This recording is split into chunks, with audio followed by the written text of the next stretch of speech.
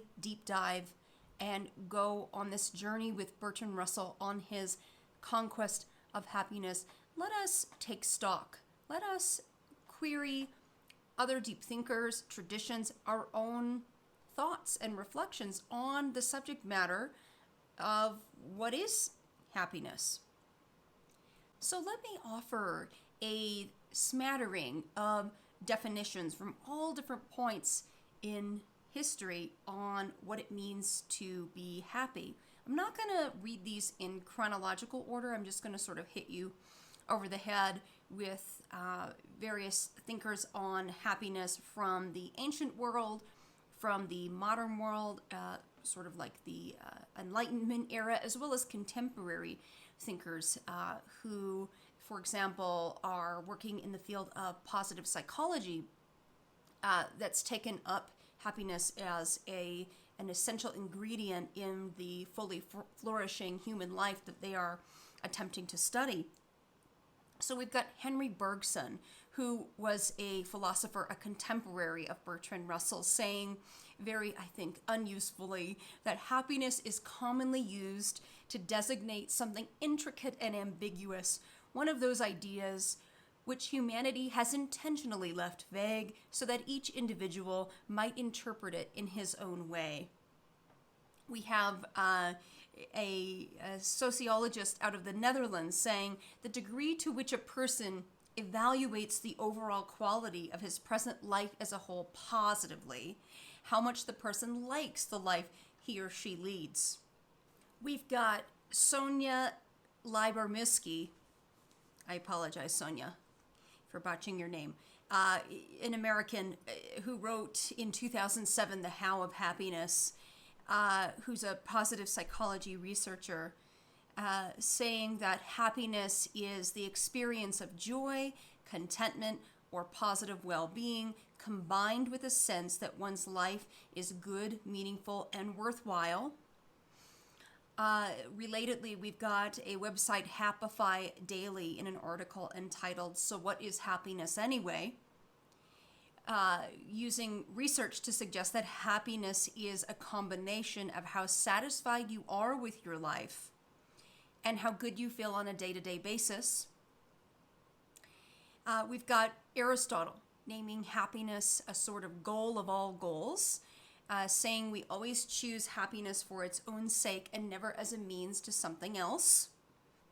We have Kant in the 1700s suggesting that happiness is the satisfaction of all our desires in all their multiplicity, degree, and duration, a condition of one for whom everything goes according to his wish and will, which is an external pathway to happiness, a liberal external pathway to happiness, which we will cover in another video.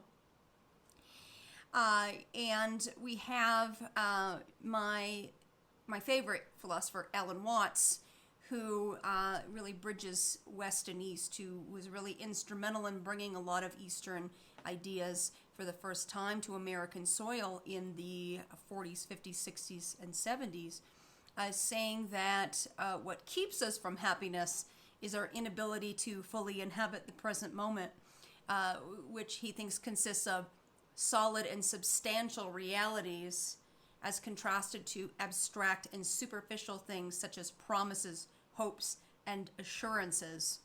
That those kind of ideals or mental fixations will not lead us to a happy life. Instead, we'll be just chronically disappointed if we hold fast to what our mind wants in the abstract. That was quoted from an article by Maria Popova out of brainpickings.org, which is a wonderful website that covers so many great topics in philosophy and psychology that I have perused for many years. So the search for and desire to understand happiness is very old and very human. It is as old as philosophy itself. Of course, philosophy has many branches, some of them quite technical, some of them such as metaphysics and epistemology, trying to understand the nature of reality and how we know what we know. But there is a branch of philosophy closely related to ethics that is seeking an understanding of what it means to live a good life, to lead a good life. And in that branch of philosophy, happiness has figured very prominently.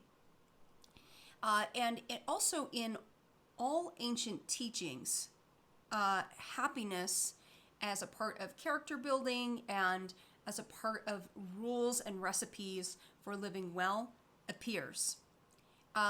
Jonathan Haidt, in the happiness hypothesis, reinforced this idea for me and reminded me of it. And he says that in all three zones of what he calls classical thought, in ancient India, in ancient China, and in ancient Europe, especially around the Mediterranean, and in what I learned when I was in ninth grade as the Fertile Crescent. In all three zones of classical thought, we find a treatment of happiness in the Bhagavad Gita, in the Tao Te Ching, in the Old and New Testament, in the Quran, in the philosophies of the early Greeks and Romans. We find this subject matter being examined. So obviously it's an old tradition, and there are many different ideas floating around about what it takes to be happy. And obviously if there's this idea that if there are a lot of teachings on something, it means that we're not particularly good at it. That's why we need all of this education and on the thing. If it was just intuitive, we wouldn't have all of these principles or points of view or suggestions on such, because it would be easy and we would take it for granted. So because this is not easy, we have a lot of ideas on how to cultivate it. Relatedly, the default for many, if not most, is unhappiness, not happiness. And there are many reasons for this. First of all, there are different dispositions. There are people who are just naturally kind of carefree and calm and, happy with very little. And there are other psychologies and personality types that struggle more in life, that are prone to neurosis, that are prone to melancholy, or what we would call today depressive tendencies. There are anxious temperaments, right? There are worrywarts. There are people who trend into paranoia. Of course, has a complicated relationship, between genetics and upbringing and cultural conditioning at large. Nevertheless, happy people are pretty hard to come by. We have a lot of YouTube videos on difficult people, and people who are draining, on people who are toxic, on people who are problematic in various ways. One reason why we might be unhappy and have to win over happiness is that there's something called a negativity bias that's built in the way our brains actually process information. So it's not your fault that necessarily that you're negative or pessimistic or worrying a lot. It's actually a part of your hard wiring. That doesn't mean you can't work with it. We can't work with our hard wiring, but our natural state, the undisciplined mind, often has this negative bent. And Jonathan Haidt again covers this in the happiness hypothesis in a chapter called Changing Your Mind. So the negativity bias, he says, shows up all over psychology. For example, in marital interactions, he says it takes at least 5 good or constructive actions to make up for the damage done by one critical or destructive act. He's probably referencing the work of the Gottmans there. I'm not sure.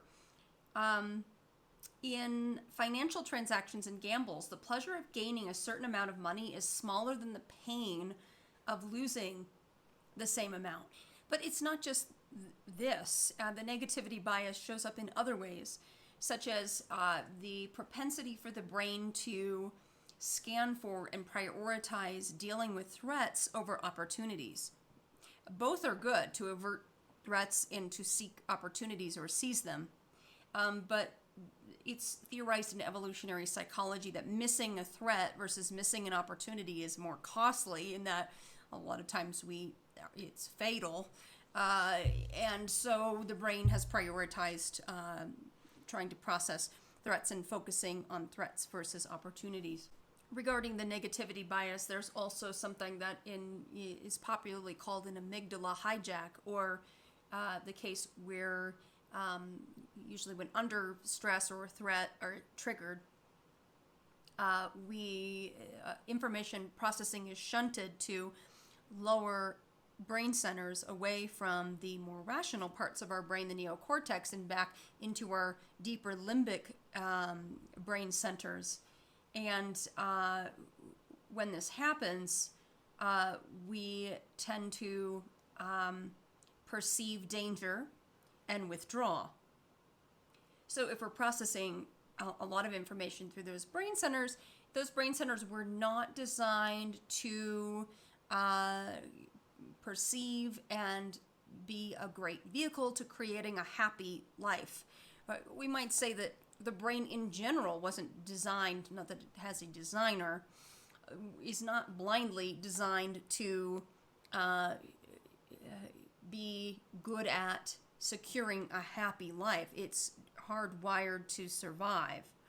And our desire for happiness, right, we have to leverage the machinery we have in order to pursue that. But again, that wasn't ever the aim of the brain.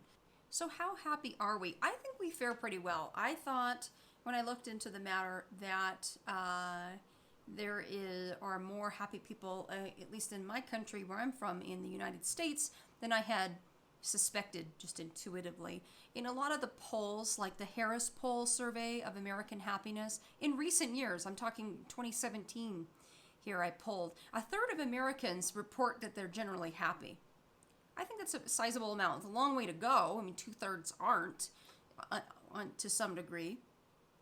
But I was thinking, with rates of depression and anxiety, that number would be lower. Anyways, so we're not, okay, so half of us aren't happy. I guess that if we put that into that perspective, we're generally unhappy. Clinical depression, this is a recent statistic, of course, this is in flux, and with the global health crisis, I'm sure these numbers will be skyrocketing in upcoming months. But clinical depression, pre-pandemic level, clinical depression was at about 17 million adults in the U.S.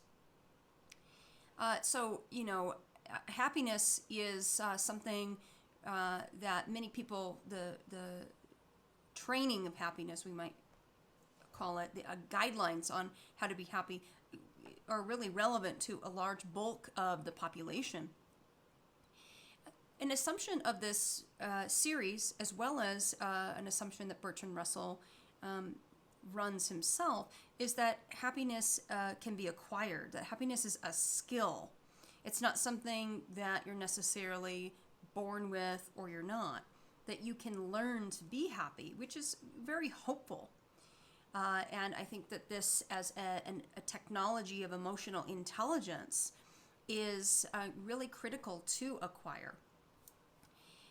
It can be practiced, it can be worked at. Either we can think of it as the application of a certain set of techniques, or derived from a kind of unusual philosophy of life that we're often not kind of running innately ourselves. It requires kind of getting outside of certain kinds of programming and ways of going about living that don't produce a happy life. This is echoed in Matthieu Ricard's work. He's a Buddhist who wrote a book on happiness. His premise is also that happiness is a skill. And from a Buddhist perspective, he will say that happiness needs to be something that one can feel and cultivate regardless of the ups and downs of life, regardless of the flux of life. If you can ground your happiness in something deeper than that, then you've won it as a skill. So he says that certain masters that have won this, have elucidated the dynamics of happiness and suffering. The Buddhists call this apparently sukha, which is the lasting well-being underlying and suffusing all emotional states, beneath joys and sorrows, beyond mental blindness and afflictive emotions. His contention is that this is a path open to all, which is a notion that I find in a lot of spiritual teachings, that, you don't have to be in some elite super class or, have the funds to retreat the rest of your life at a monastery, as pleasant as that would be. From time to time, I fantasize about that. But it's a path open to all walks of life, all different kinds of people, whatever your starting place, that happiness as a skill can be acquired. Another assumption that is baked into the title itself is that happiness has to be conquered, right? That we have to go through a struggle to live a happy life, or do battle with something in order to get there. If we are chronically or persistently or insidiously unhappy, I would say.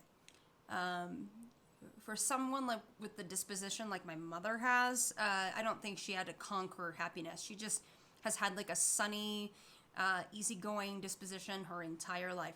But not many people are wired like my mother. Bertrand Russell himself says that happiness is not, except in very rare cases, something that drops into the mouth like a ripe fruit by the mere operation of fortunate circumstances.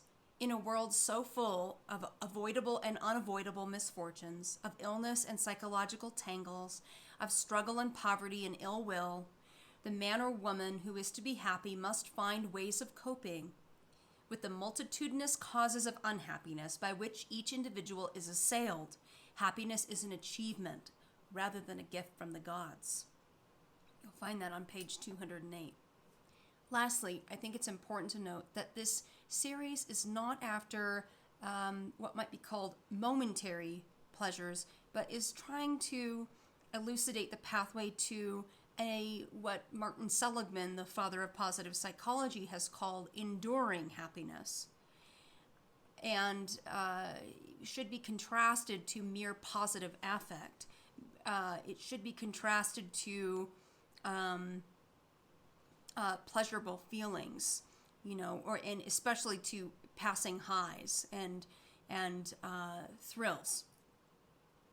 This channel focuses on, as Matthieu Ricard has put it, a kind of happiness that is different from this momentary pleasure we're talking about in dimension, in duration, and depth.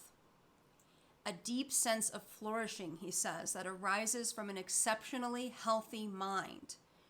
It's a key assumption of this channel, that we need exceptionally healthy minds, or what Bertrand Russell calls this unusual philosophy of life, and really healthy habits of thinking and feeling and behaving for happiness to arise. Again, echo, this is not a mere pleasurable feeling, fleeting emotion, or a mood, but an optimal state of being. Even still, those fleeting moments, those lulls in our ceaseless struggles, they can give us a sense of what true plenitude might be and help us to recognize the conditions that favor it.